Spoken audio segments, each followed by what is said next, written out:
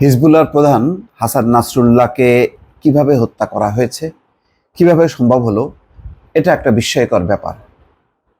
তারা যে পরিমাণ নিরাপত্তা ব্যবস্থার মধ্যে থাকে তার মধ্য দিয়ে কিভাবে সম্ভব হলো তা নিয়ে এখন সারা বিশ্ব জুড়ে জল্পনা কল্পনা চলছে। তবে হাসান নাসরুল্লাহকে হত্যা করার জন্য ইসরায়েল যে সর্বোচ্চ পরিমাণ বিস্ফোরক বোমা তারা ব্যবহার করেছে এই বিষয়টি পরিষ্কার। এখানে খবর আসছে যে নাসরুল্লাহকে হত্যায় 2000 পাউন্ডের বাংকার বাস্টার বোমা ব্যবহার ছিল যুক্তরাষ্ট্রের বোমাও। মানে যত ভারী বোমা এবং মানে ধ্বংস করতে পারে, সর্বাত্মক ধ্বংস করতে পারে শক্তিশালী বোমা, তেমনটা নানা ধরনের বোমা ব্যবহার করেছে। তার মানে এই বোমার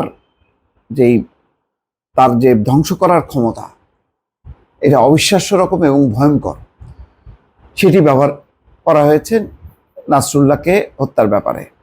খবরে বলা হচ্ছে লেবাননের শিয়াপন্থী রাজনৈতিক দল ও সশস্ত্র সংগঠন হিজবুল্লাহর প্রধান হাসান নাসরুল্লাহকে হত্যায় বাংকার বাস্টার বোমা ব্যবহার করা হয়েছে। প্রতিটি বোমার ওজন সম্ভবত 2000 পাউন্ড। দর্শক বুঝতে পারছেন, 2000 পাউন্ড ওজনের একটা বোমা ব্যবহার করা হয়েছে। গত শুক্রবার রাতে লেবাননে ইসরায়েলের হামলায় নাসরুল্লাহ নিহত হন। 3 দশকের বেশি সময় ধরে হিজবুল্লাহর নেতৃত্ব ছিলেন তিনি, 30 বছরেরও বেশি সময় ধরে। নাসরুল্লাহকে হত্যার জন্য হামলা চালাতে যে যুদ্ধ বিমানগুলো ব্যবহার করা হয়েছিল তার একটি ভিডিও প্রকাশ করেছে ইসরায়েল। যুদ্ধাস্ত্র বিশেষজ্ঞ ও নিউ ইয়র্ক টাইমসের বিশ্লেষণ অনুসারে ইসরায়েলি যুদ্ধ বিমানগুলো 2000 পাউন্ড ওজনের প্রতিটা বোমা, যার নাম হচ্ছে বাংকার বাস্টার, বহন করেছিল। ভিডিওর বিশ্লেষণ অনুযায়ী নাসরুল্লাহর উপর হামলায় কমপক্ষে 8টি যুদ্ধ বিমান ব্যবহার করেছে ইসরায়েল। চিন্তা করেন, 8টা যুদ্ধ বিমান একযোগে হামলা চালিয়েছে নাসরুল্লাহর উপরে।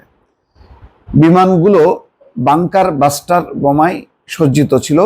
যুদ্ধ বিমানগুলোয় অন্তত 15টি বাংকার বাস্টার বোমা ছিল। বোমাগুলোর প্রতিটির ওজন 2000 পাউন্ড। 15টা যদি ব্যবহার করে এবং এক একটার ওজন হচ্ছে 2000 পাউন্ড।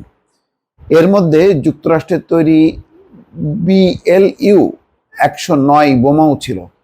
মার্কিন সেনাবাহিনীর সাবেক বিস্ফোরক অস্ত্র বিশেষজ্ঞ ট্রেভর বল বলেন, বোমাগুলো বাংকার বাস্টার নামে পরিচিত।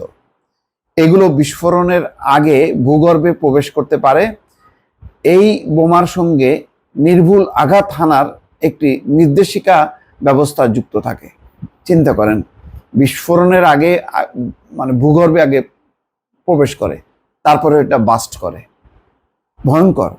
মার্কিন বিমান বাহিনীর হামলার নিশানা সংক্রান্ত বিশেষজ্ঞ ওয়েস ব্রায়ান্ট ভিডিওটি পর্যালোচনা করেছেন। তিনিও উল্লেখিত বিশ্লেষণের সঙ্গে একমত পোষণ করেছেন। ওয়েস ব্রায়ান্ট নিউ ইয়র্ক টাইমসকে দেওয়া বার্তায় বলেন, ভূগর্ভস্থ সদর দপ্তরে থাকা নাসরুল্লাহর উপর হামলায় যে ধরনের বোমা ব্যবহার করা হবে বলে তিনি ধারণা করেছিলেন ঠিক তেমনটি হয়েছে। গতকাল শনিবার ইসরায়েলি সামরিক বাহিনীর অফিসিয়াল টেলিগ্রাম চ্যানেলে ভিডিওটি প্রকাশ করা হয়।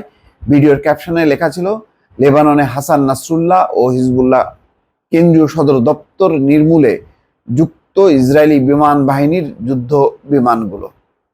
দর্শক, যেভাবেই হোক না কেন তারা সফল হয়েছে, কিন্তু এর প্রতিক্রিয়া বহুদিন থাকবে এবং ইসরায়েলকে এর খেসারত দিতে হবে, অন্তত এইটুকু নিঃসন্দেহে বলা যায়।